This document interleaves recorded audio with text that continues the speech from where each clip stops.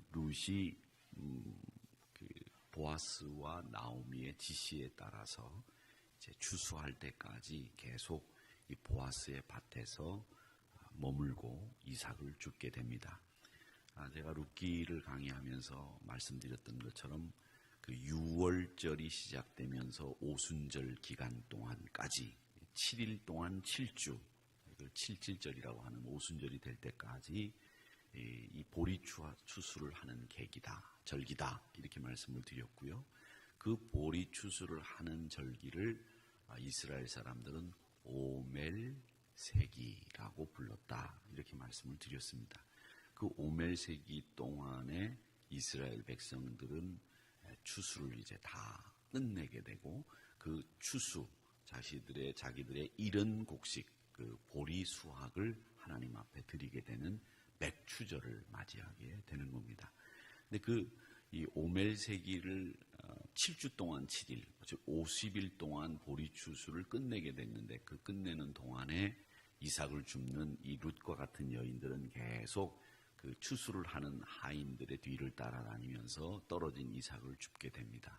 이제 보아스가 우리 밭에서 떠나지 말고 여기서 이삭을 쭉 주어라. 또 소녀들과 함께 해라. 소년들이 기러운 물도 먹어라. 이렇게 지시를 했기 때문에 보아스의 지시를 따라서 이 룻은 계속 그 보아스의 밭에서 이삭을 주었을 것으로 보이고, 또 하나 우리가 생각해 볼 수 있는 것은 보아스가 이제 그 추수를 하는 동안에 밭에 나와서 이렇게 보면 룻이 성실하게 일을 하는 것이 보였을 거예요.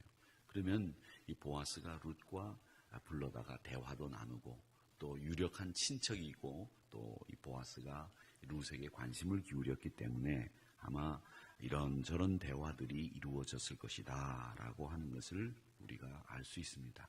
그런데 우리 성경에는 모든 것을 다 기록할 수가 없죠.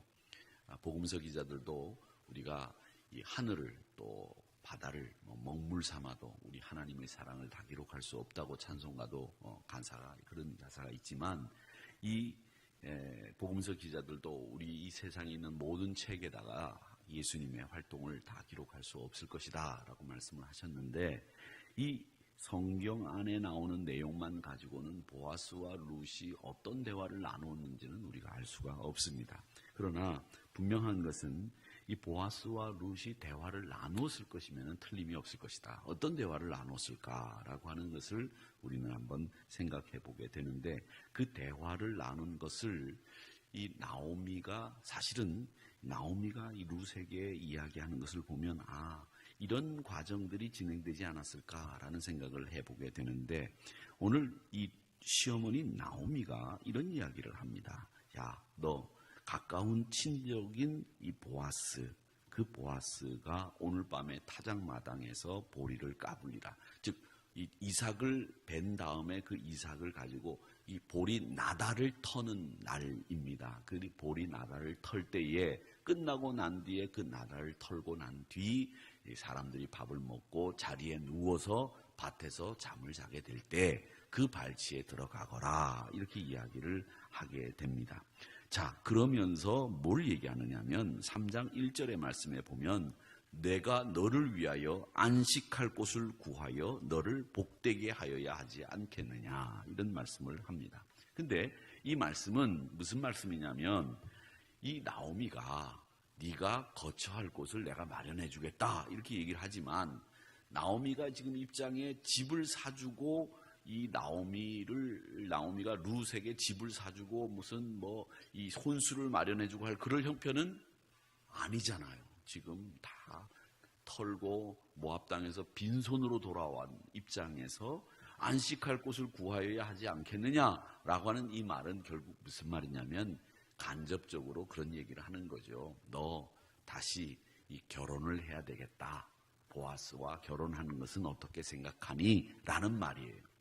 왜 요즘 젊은 아가씨들은 너 언제 결혼하니? 이런 말 하는 걸 되게 싫어한다고 하잖아요. 그래서 그 미혼인 이 젊은 청년들이 명절 때 어른들하고 만나게 되면 어른들이 너 언제 시집가니 장가가니 이런 이야기를 하는 것을 굉장히 싫어한다고 그래요. 그런 거 묻는 것 실례라고 하더라고요.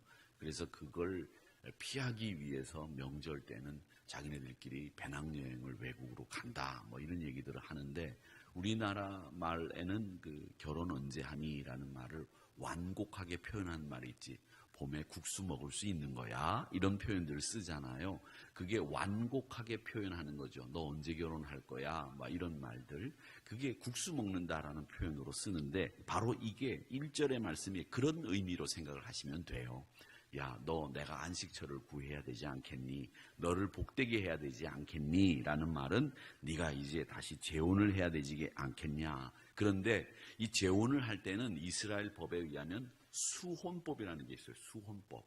이 수혼법이 뭐냐면, 결혼을 하는데 여자들이 다시 결혼을 할 때는 물론 이 형의 부인이었을 경우에는 동생이 살아있으면 동생에게 결혼을 해야 되는 거예요. 시동생에게. 그게 형사 취수 제도가 있고, 그 가족들이 형제가 없으면 그 가족들, 친족들 가운데서 가장 가까운 사람 순으로 그 남자에게 결혼을 해서 그 집안의 재산과 그 집안의 성씨를 보존해야 될 그 사명과 의무가 있어요.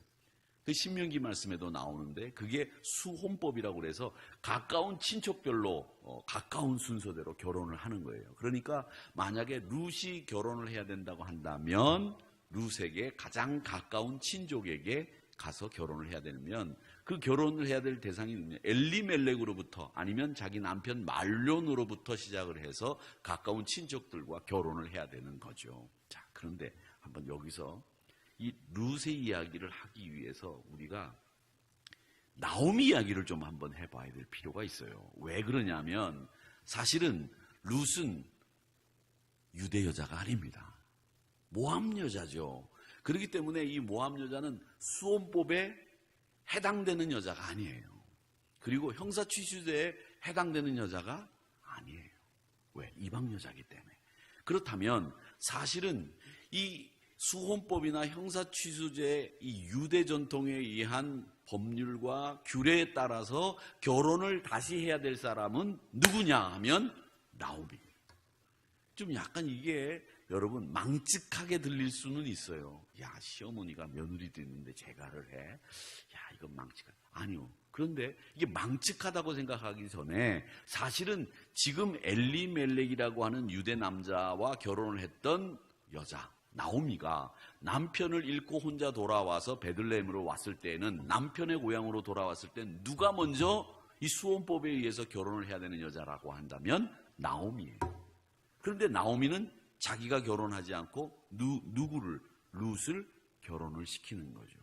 자, 여기 이 말씀을 가지고, 이 관계를 가지고 성경학자들은 이런 얘기를 하는 겁니다. 결국 하나님이 우리를 위해서, 우리를 너무 사랑하시기 때문에 우리를 위해서 죄를 용서해 주시고 십자가 지시려고 누구를? 예수 그리스도를 보내시는 것처럼, 오늘 이 모양이 꼭 하나님이 외아들이신 예수 그리스도를 우리를 위해서 내어주시는 것과 똑같은 형국이다, 이렇게 이야기를 하시고, 또 나오미가 결혼해야 되는데 룻을 대신 결혼하는 것을 보면서 뭘 얘기하느냐면, 세례 요한이 예수 그리스도가 세상 짐을 지고 가는 어린 양입니다 라고 하면서, 당신이 그의 신들매 풀기도 어려운 아주 미천한 자입니다 라고 이야기를 하면서 예수 그리스도를 내세우는, 요단강에서 세례받고 또 광야에서 시험을 받고 돌아오시는 예수님을 보고 세상 짐을 지고 가는 어린 양을 보라, 그가 나는 신들매 풀기도 어려운 사람입니다 라고 이야기하는 그 세례 요한의 마음과 아들을 보내시는 하나님의 마음, 그걸 이 나오미가 우리에게 보여주고 있다라고 하는 겁니다. 사실은 우리나라 말로 이야기하자면, 팔자를 고치려면 누가 팔자를 고쳐야 되느냐 하면 나오미가 팔자를 고쳐야 되는데, 자기는 그 자리에 나서지 않고 룻을 시집을 보내어서 복되게 만들려고 하는 그 나오미의 모습이 우리에게 보여지고 있다는 겁니다. 사실은 나오미도 그렇게 나이가 많아 보이지는 않습니다. 요즘에는 건강하기 때문에 70이 되고 80이 돼도 다시 결혼을 하시는 분들이 많이 계시는데, 이 나오미가 지금 볼 때의 중근동의 풍습의 입장에서 보더라도 결혼을 못할 처지가 아니었다는 거예요. 다만 시어머니이고 아들들이 장가를 갔다가 다 세상을 떠났기 때문에 며느리와 둘이 있어서 그렇지 실상은 엘리멜렉, 그 남편 엘리멜렉과 함께 살던 나오미가 돌아와서 보아스라고 하는 친족과 결혼할 수 있는 수혼법에 적용되는 사람은 누구냐? 나오미라는 거예요. 이게 우리에게 보여주는 하나님의 당신이 우리를 향해서 그리스도 예수를 보내신 그 정신과 맞다. 세례 요한이 예수 그리스도를 어린 양이라고 부르면서 그를 지켜 세우고 그를 세상의 구세주로 내세우는 그 세례 요한의 모습과 같다. 그렇게 이야기들을 하는 겁니다. 자, 그러니까 구약 성경에 나오는 이야기들을 이렇게 보면 예수 그리스도가 이 땅에 오셔서 사역하신 모든 내용과 말씀들이 구약 성경에 이미 다 예시가 되고 모델로 나와 있다고 하는 것을 우리가 알 수 있다라고 하는 겁니다. 자, 그렇게 해서 이제 룻을 시집 보내려고 하는 모습을 우리가 보게 되는데, 오늘 여기 말씀해 보면 재밌는 게 나와요. 룻에게 직접 결혼을 성사시킬 목적으로 세세한 방법까지 얘기를 합니다. 뭘 해야 되느냐? 목욕을 해라, 기름을 발라라, 의복을 입어라, 이렇게 돼 있어요. 이 세 가지를 지시합니다. 목욕을 하라 이렇게 돼 있는데, 목욕을 하라고 하는데 이스라엘에서는 여자가 신혼 첫날 밤을 맞이하기 위해서 목욕하는 걸 마크베라고 합니다. 마크베. 왜 영화 같은 데서도 보면 왕의 침소에 들기 전에 상궁들이 그 침소에 드는 여자들을 목욕시키는 일들이 이 동양이나 서양이나 다 있었죠. 그런 의식들이 있었는데 이스라엘에서도 그런 의식이 있었는데 그걸 마크베라고 불렀어요. 그래서 이 처녀를 이제 신방에 넣기 위해서 목욕을 시키는 건데 어른들이 도와줘서 이렇게 목욕을 시킨 다음에 넣게 합니다. 자, 그 다음에 또 4절에 보면 재미있는 말씀이 있는데 발치 이불을 들고 거기 누우라라는 말씀이 있습니다. 이 말은 우리나라 말에는 쓰는 말이 아니죠. 발치의 이불을 들라라고 하는 말은, 여러분, 저는 이 말씀을 처음 어릴 때 제가 읽으면서 처음 들었을 때에 생각나는 건 어떤 게 생각이 나느냐면, 예전에 우리가 어릴 때는 이 집이 아랫목, 윗목이 있었어요. 방은 어디가 따뜻하냐면 아랫목만 따뜻해요. 윗목 가면 설렁하죠. 그리고 예전에는 이제 집들이 우풍이 있었어요. 우풍이라고 하는 말이 있어요. 이 위풍인데 이렇게 방에 겨울에 누워서 이렇게 하면 이 입김이 쫙 나가죠. 그 우풍이라는 게 있어요. 그래서 막 바람이 휙휙 부니까 이불도 두꺼운 거를 덮고 이렇게 자요. 그런데 이제 겨울이 되면 아랫목에, 옛날에는 이제 전기 보온밥통 같은 거 쿠쿠밥솥이 없으니까 아버님이 늦게 들어오시면 아랫목에다가 밥을 떠가지고 어머님이 밥을 아랫목에다 딱 넣어놨는데 아이들이 그 아랫목에 춥다고 이부자리 밑에 발을 다 넣어가지고 거기에 발 다 넣어가지고 한 자리에 모여있다가 아버님 밥 발로 쳐가지고 쏟아가지고 이불에 밥을 다 묻고 말이죠. 그런 일들이 있었잖아요. 여러분들 없었구나. 저는 있었어요. 그런 일들이 있었는데 그 아랫목에 그 발들을 다 넣어가지고 이렇게 동그랗게 모여가지고 발이 다 모이잖아요. 그 발치 이불을 들고 거기 누우라라고 하는 말을 볼 때 저는 그걸 생각했어요. 왜? 그게 우리가 경험한 거니까.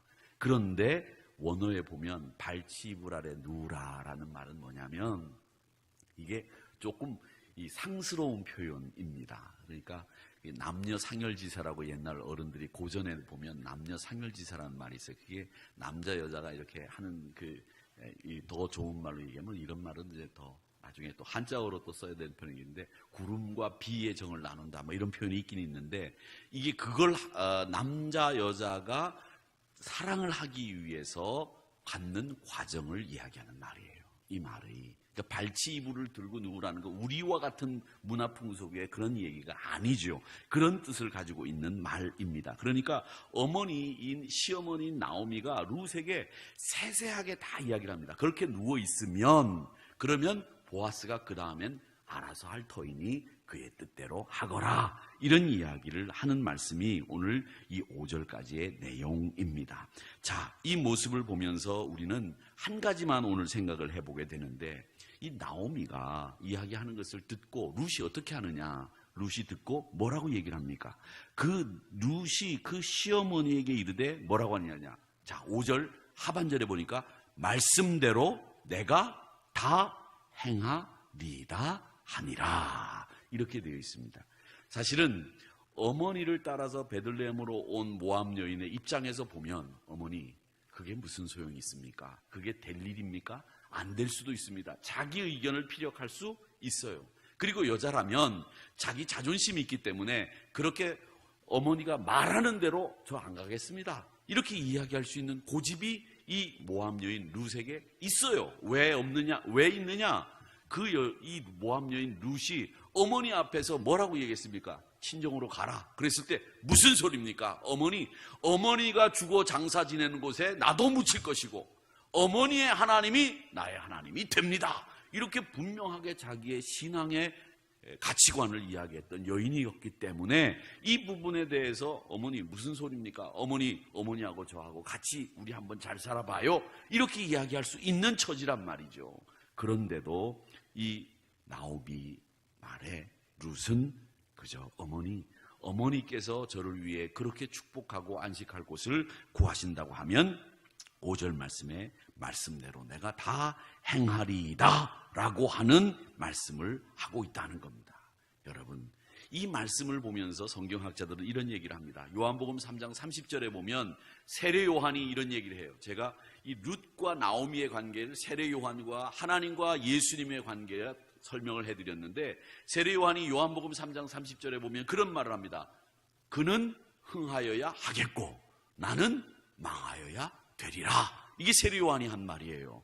요한복음 3장 30절에 나온 말씀인데, 이 말씀처럼 그 말씀에 순종하는 세례 요한과 예수 그리스도를 높여드리는 세례 요한의 모습을 우리가 볼 수 있다는 거죠. 그래서 나오미는 룻을 높이고 복되게 만들어주면서 자신은 섬김의 자세로, 희생의 자세로 자신은 뒤로 물러서는 모습을 이 나오미는 우리에게 보여주면서 희생이 뭔지, 섬김이 뭔지를 보여주는 나오미의 모습과 말씀대로 순종하는 이 룻을 통해서 이 룻이 얼마나 신실하게 살았던 사람인지를 다시 한번 보여주는 그 말씀이 5절에 나오는 말씀대로 다 행하리이다 하니라 라고 하는 말씀 속에 들어있는 것입니다. 그래서 이 의복을 입고 타작마당에 내려가서 발치 이불을 들고 거기에 눕는 이 룻을 통해서 예수 그리스도의 희생과 예수 그리스도의 헌신, 그리고 뒤로 물러서는 나오미를 통해서 세례 요한과 하나님이 아들을 내어놓으시는 그 모습을 우리가 발견하게 된다라고 하는 것입니다. 물론 이제 이 목욕을 하고 의복을 갖추고 기름을 바르는 이것을 영적으로 해석을 하고 은유적으로 해석을 해서 설교를 하기도 하지만, 말씀대로 다 행하는 룻과 같은 신앙의 승리자들이 여러분 되시기를 주님의 이름으로 축원합니다.